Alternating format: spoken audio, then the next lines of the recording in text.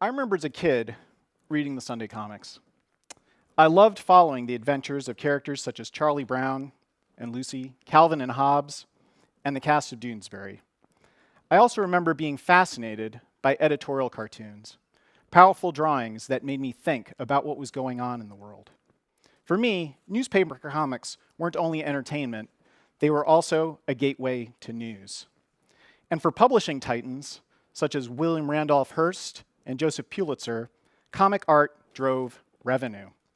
Through humor and satire, serialized storylines, and highly engaging characters, comic art pulled in the habitually returning audience, like me, that fueled the great publishing empires.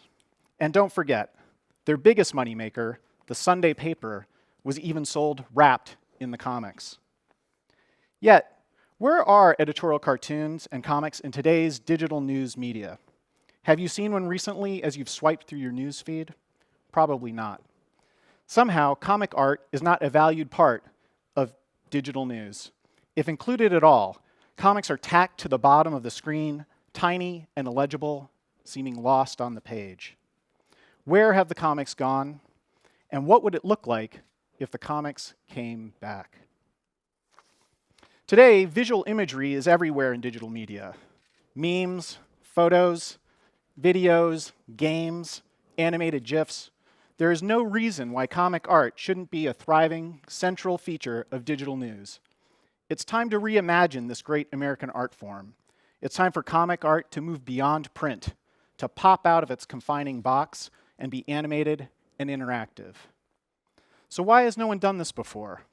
The big problem is format.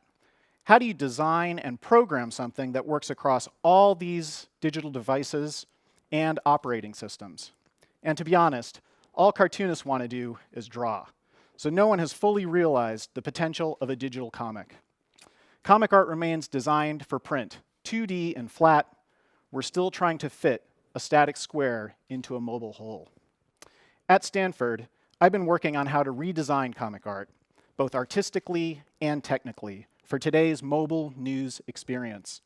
Having worked in both games and journalism, I'm now developing a production and distribution platform, imagine, a YouTube for comics, where cartoonists will create interactive, animated comic features and distribute them across publishers and mobile devices via an online marketplace.